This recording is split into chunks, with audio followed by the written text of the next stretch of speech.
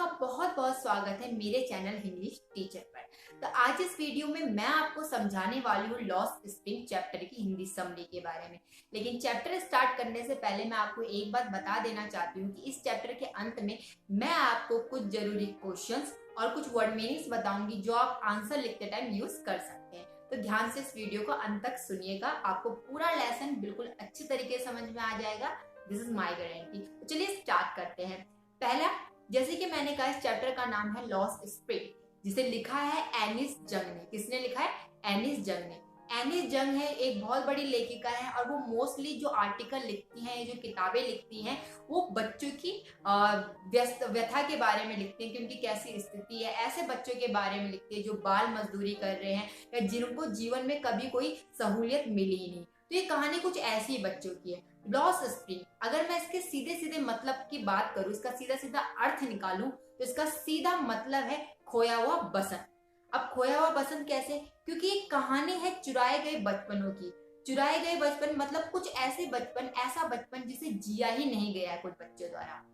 आप जानते हैं कि हमारे आसपास बहुत सारे ऐसे बच्चे रहते हैं जो भीख मांगते हैं, कूड़ा बीनते हैं और बाल मजदूरी करते हैं। उन बच्चों ने कभी अपना बचपन जिया ही नहीं होता है। अगर बचपन को हम देखें तो बसंत की तरह ही होता है। जैसे बसंत में चारों तरफ हरियाली होती है, खुशनुमा मौसम होता है, वैसे ही जो हमारा बचपन होता है उसमें भी हम हर्षोल्लास के साथ जीते हैं, खुश रहते हैं, किसी चीज की कोई टेंशन ही नहीं होती है।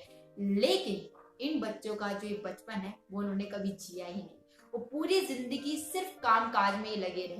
तो ऐसे ही बच्चों की हम कहानी पढ़ने वाले हैं। इस चैप्टर में जो ये कहानी है, दो कहानी है, दो पार्ट में ये जो लेसन है ये डिवाइडेड है। पहली कहानी है साहिब आलम के बारे में, जो कि सीमापुरी का रहने वाला है और कूड़ा बीनता है। दूसरी कहानी है मुकेश के बारे में, जो कि फिरोजाबाद का रहने वाला है और एक चूड़ी बनाने वाले परिवार से संबंध रखता है। तो पहले हम बात करते हैं फर्स्ट पार्ट की, जो कि है साहिब आलम के बारे में। कहानी शुरू होती है, पहले नाम के बारे में बात करते हैं। साहिब आलम, जिसका मतलब है लॉर्ड ऑफ यूनिवर्स, विश्व का रचयिता। लेकिन इस बच्चे का जो नाम है वो अपने आप में ही इसके ऊपर एक मजाक, एक ताना सा कसता है, क्योंकि इसके नाम का मतलब तो है विश्व का रचयिता, लेकिन ये खुद की जिंदगी का इसे पता नहीं है। खुद का वर्तमान इसका अंधेरे में है और भविष्य का भी कोई पता नहीं है। तो इसीलिए इसका नाम भी एक मजाक की तरह साउंड करता है। कहानी शुरू होती है, जो साहिब आलम है वो सुबेरे सुबेरे कुछ कूड़ा बीनने वाले बच्चों के साथ जाता है कूड़ा बीनने। अब उसकी जो मुलाकात होती है उस टाइम लेखिका से होती है। लेखिका मतलब एनिस जंग हमेशा उन बच्चों को देखती थी सुबह सुबह कि वो कूड़े के ढेर में कूड़ा बीनने की कोशिश कर रहे होते थे और हमेशा उनकी नजरें जो थी कूड़े में कुछ ढूंढ रही होती थी। अब एक बार जो लेखिका होती है वो साहिब आलम से बात करती है और उससे पूछती है कि तुम कहाँ से आए, उसके बारे में जानने की कोशिश करती है। तो साहिब आलम है वो उसे बताता है कि उसका जो परिवार था, उसकी जो फैमिली थी, वो 1971 में बांग्लादेश से आई थी। बांग्लादेश से उन्हें क्यों आना पड़ा? क्योंकि वहां पर बारिश और तूफान में उनके जो खेत थे, घर थे, वो सारे बर्बाद हो चुके थे और वो वहां से निकल कर फिर सीमापुरी में बस गए। अब जो लेखिका होती है वो समझ जाती है कि भाई ये शरणार्थी है जो कि बांग्लादेश से आए हैं अपनी मजबूरी की वजह से। अब वो उससे पूछती है, क्या तुम स्कूल जाते हो? तो वो कहता है कि मैं स्कूल जाना तो चाहता हूँ, लेकिन मेरी लोकेलिटी में, मेरी एरिया में जहां मैं रहता हूँ, वहां पर कोई स्कूल है नहीं। तो इस पर लेखिका उसे मजाक मजाक में एक चीज पूछती है, अगर मैं स्कूल खोलूंगी तो क्या तुम मेरे स्कूल में आओगे? ध्यान से सुनना, उससे एक क्वेश्चन पूछती है, अगर मैं स्कूल खोलूं तो क्या तुम आओगे? साहिब आलम बच्चा होता है, पढ़ना चाहता था, बहुत खुश होकर बोलता है, क्यों नहीं, अगर तुम स्कूल खोलोगी तो मैं जरूर तुम्हारे स्कूल में पढ़ने आऊंगा। ऐसे समय बीतता रहता है। कुछ समय बाद जो लेखिका होती है उसे शर्मिंदगी महसूस होती है कि मैंने इस बच्चे से एक ऐसा वादा कर दिया जो मैं कभी पूरा कर ही नहीं सकती। तो बस यही चीजें वो सोचती रहती है। उसके बाद वो बात करती है सीमापुरी के बारे में। सीमापुरी एक ऐसी जगह जो सिर्फ गंदी बस्ती के रूप में जाना जाता है, स्लम एरिया के रूप में जाना जाता है, और वहीं साहिब आलम भी रहता था। साहिब आलम जैसे 10,000 से भी ज्यादा कूड़ा बीनने वाले लोग उस स्लम एरिया सीमापुरी में रहते थे। सीमापुरी जो है वो दिल्ली के बाहरी क्षेत्र पर स्थित है। उसके बिल्कुल बाहरी क्षेत्र पर है, दिल्ली के बाहरी क्षेत्र पर सीमापुरी स्थित है। लेकिन जैसा दिल्ली में विकास है, सीमापुरी में ऐसा कोई विकास नहीं है। वो बात करती है सीमापुरी की कंडीशन के बारे में और कहती है वहां पर ना तो मल मूत्र की सुविधा है, ना तो पीने का पानी है वहां पर, और ना ही ना नालियों का निकास है। वो बहुत ही बुरी स्थिति में रहते हैं। वो कहती है अगर उनके घरों की बात की जाए तो उनके जो घर है वो टीन और त्रिपाल के बने हुए हैं। खाना उनकी सिर्फ एक मेन जरूरत है, इसके अलावा उनकी कोई भी जरूरत नहीं है। तो इसीलिए उन्हें जहां कहीं भी खाना मिलता है वो वहीं अपना टेंट गाड़ देते हैं और वहां पर बैठ जाते हैं। वो एक चीज और बताती है कि ये जो बच्चे हैं इन्होंने कभी चप्पलें देखी नहीं है, नंगे पैर चलते हैं। दिन दहाड़े कड़ी धूप में ये लोग नंगे पैर चलते रहते हैं। तो उनकी इन सारी व्यथा पर उसे बहुत ही ज्यादा दुख महसूस होता है। लेखिका एक चीज और बताती है, वो कहती है कि बच्चों के लिए जो कूड़ा बीनना है वो एक मस्ती की तरह है। कई बार उन्हें कूड़े के ढेर में सिक्का मिल जाता है जो उन्हें ललचाता है और भी ज्यादा सिक्के ढूंढने के लिए। लेकिन बड़ों के लिए जो कूड़ा है वो मात्र एक जरिया है सर्वाइवल का। इसीलिए इस लेसन में एक लाइन भी दी गई है, garbage is gold for them. कूड़ा जो है उनके लिए सोना है, क्योंकि उनके पास अपने जीवन को जीने के लिए, अपनी जीविका को चलाने के लिए मात्र एक ही जरिया है जो है कूड़ा बीनना। लेखिका यहाँ पर बात करती है हमारी राजनीतिक व्यवस्था की भी, जो हमारी सरकार है उसके बारे में ये बात करती है और कहती है कि इनकी ऐसी हालत की जो जिम्मेदार है वो कहीं ना कहीं सरकार भी है, पॉलिटिशियन भी है, राजनेता भी है। वो ऐसा क्यों कहती है? वो कहती है देखा जाए तो इनका जो नाम है वो वोटर लिस्ट में भी है और इनके पास राशन कार्ड भी है, लेकिन इनके जो वोट है वो इनसे खरीद लिए जाते हैं और इनके नाम पर जो राशन आता है वो ब्लैक कर दिया जाता है, मतलब बेच दिया जाता है, काला बाजारी हो जाती है उसकी। तो कहती है कि इसके लिए सिर्फ ये लोग ही जिम्मेदार नहीं है, इसके लिए सबसे बड़े जिम्मेदार ये राजनेता भी है, हमारी ये व्यवस्था भी है। दूसरी बात वो ये कहती है कि इनके लिए भी खाना मात्र इम्पोर्टेंट है, इसीलिए ये अपने अधिकारों के लिए भी कभी भी आवाज नहीं उठाते। इसी बीच लेखिका को एक कहानी याद आती है उद्दीपी की, और वो कहती है कि उद्दीपी में ऐसा ही एक बच्चा था, साहिब आलम जैसा ही एक बच्चा था जो कि पुजारी का बेटा था और रोज मंदिर आता था और भगवान से प्रार्थना करता था कि मुझे एक जोड़ी जूते दिला दो। कुछ साल बाद लेखिका दोबारा उद्दीपी जाती है, उसी मंदिर में जाती है और देखती है कि एक और छोटा सा बच्चा स्कूल यूनिफॉर्म में जिसके पैरों में जूते थे वो आता है और ऐसे भगवान से प्रार्थना कर रहा होता है। उस बच्चे को देखकर उसे पुजारी का वही बेटा याद आ जाता है जो जूतों के लिए प्रार्थना किया करता था, और तब उसे ये एहसास होता है कि अब तो उस बच्चे की भी इच्छा भगवान ने पूरी कर दी होगी, उसके पास भी जूते आ चुके होंगे, वो भी कुछ बड़ा बन चुका होगा, लाइफ में कुछ कर रहा होगा। लेकिन ये जो कूड़ा बीनने वाले बच्चे, साहिब आलम जैसे बच्चे हैं, इनकी इच्छा कौन पूरी करेगा, इनकी भगवान कब सुनेगा? तो वो ये सब इन्हीं चीजों का विचार करती रहती है। कुछ समय बाद जो साहिब आलम होता है वो कूड़ा बीनना छोड़ देता है और एक चाय की दुकान पर काम करना शुरू करता है। लेकिन वो कहता है कि उसकी जो चाय का जो कैनिस्टर है, जो उसकी केतली है, वो उसे अपने कूड़े के थैले से भी ज्यादा भारी लगती है। वो ऐसा क्यों कहता है? इसके पीछे वो कहता है कि वो जो था वो अपनी आजादी को खो चुका था। लेखिका कहती है कि वो अपनी आजादी को खो चुका था, अब वो अपना खुद का मालिक नहीं था, अपनी मर्जी से इधर उधर नहीं जा सकता था और साहिब आलम ने अपने हालात से समझौता कर लिया। तो ये थी इस चैप्टर लॉस स्प्रिंग के पहले पार्ट की कहानी, जिसमें मैंने आपको बताया कि जो साहिब आलम था वो अंत में अपने हालात से समझौता कर लेता है, टी स्टॉल पर काम करने लग जाता है जहां उसे 800 रुपए और एक वक्त का खाना मिलता है, लेकिन खुश नहीं था क्योंकि वो अपनी आजादी को खो चुका था।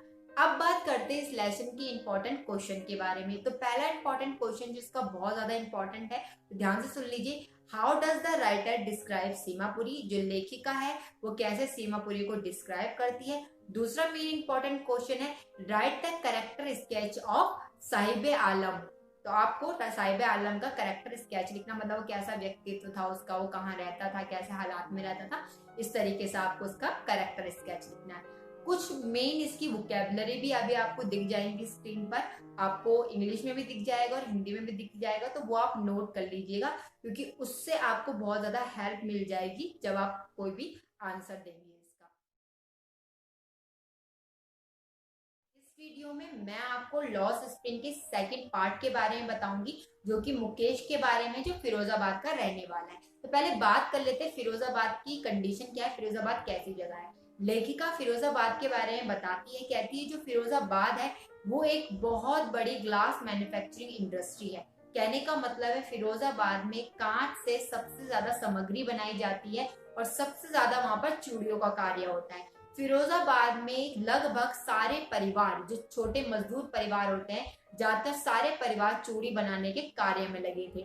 अब वो बात करती है उनकी कंडीशन की, कहती है कि जो ये परिवार थे इनकी जो कंडीशन थी बहुत बेकार थी।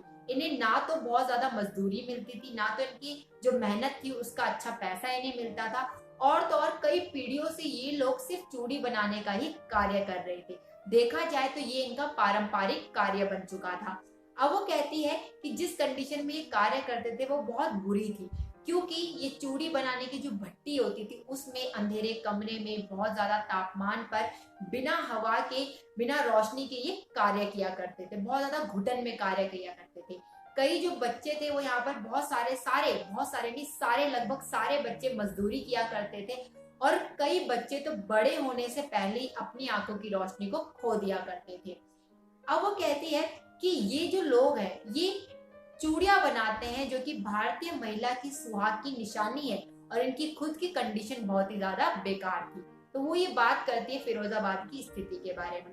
अब उसे फिरोजाबाद में ही एक बच्चे से मिलने का मौका मिलता है जिसका नाम था मुकेश। जो मुकेश था वो भी एक चूड़ी बनाने वाले परिवार से संबंध रखता था, लेकिन उसे ये चूड़ी बनाने का कार्य बिल्कुल भी पसंद नहीं था, क्योंकि वो जानता था कि चूड़ी बनाने का जो कार्य है उसे और उसके परिवार को बुरी तरीके से प्रभावित करता था। अब एक बार जो लेखिका है उसे मौका मिलता है मुकेश के घर जाने का। जब वो मुकेश के घर जाती है तो वो देखती है कि जो मुकेश का घर है वो अच्छे तरीके से बना हुआ नहीं है। उसका एक हिस्सा सूखी घास का बना हुआ था। वहां पर एक महिला थी जो कि मुकेश की भाभी थी, और वो पूरे परिवार के लिए खाना बना रही थी। उसकी जो साड़ी थी वो फटी हुई थी, इसीलिए जब भी कोई बड़ा बुजुर्ग आता था तो वो अपने आप को घूंघट के पीछे और टूटी हुई दीवार के पीछे छुपा लिया करती थी।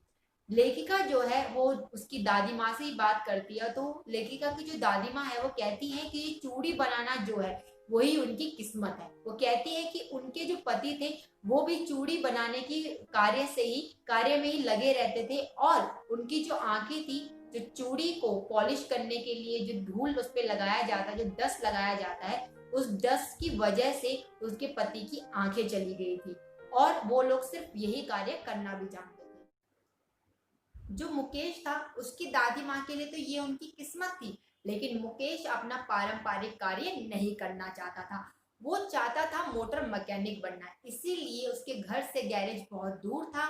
इसके बावजूद भी वो मोटर मैकेनिक का काम सीखने के लिए जाना जाया करता था। वो अपना खुद का मालिक बनना चाहता था, अपनी किस्मत खुद लिखना चाहता था, क्योंकि वो जानता था कि चूड़ी बनाने का कार्य उसे बहुत बुरी तरीके से प्रभावित करता है और उसकी फैमिली को भी बुरी तरीके से प्रभावित करता है। उसके अंदर हिम्मत थी अपना ये पारंपरिक कार्य छोड़ने की। वहीं थोड़ी देर बाद जो लेखिका होती है उसकी नजर पड़ती है एक लड़की पर जिसका नाम था सविता।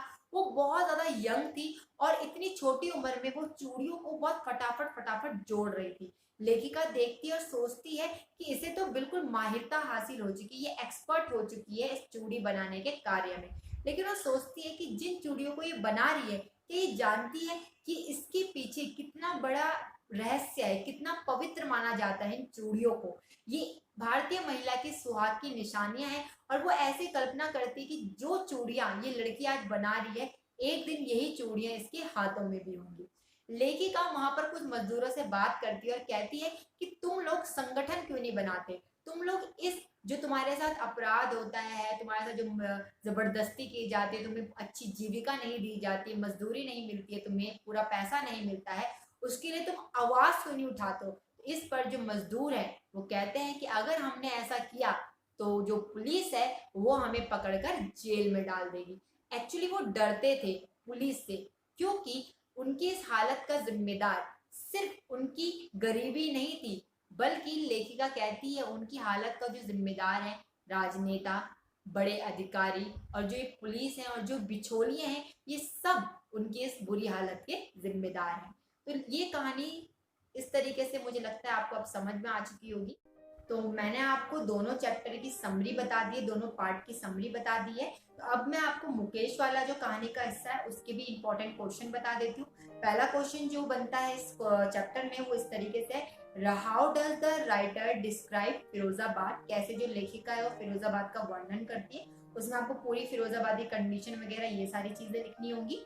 दूसरा जो क्वेश्चन बनता है, write the character sketch of Mukesh, Mukesh का कैरेक्टर स्केच आपको लिखना है। बाकी जो इसकी और इम्पोर्टेंट जो इसमें वर्ड मीनिंग्स बनती है वो आपको स्क्रीन पर फ्लैश होते दिख जाएंगी, आप उसको नोट डाउन कर लीजिएगा।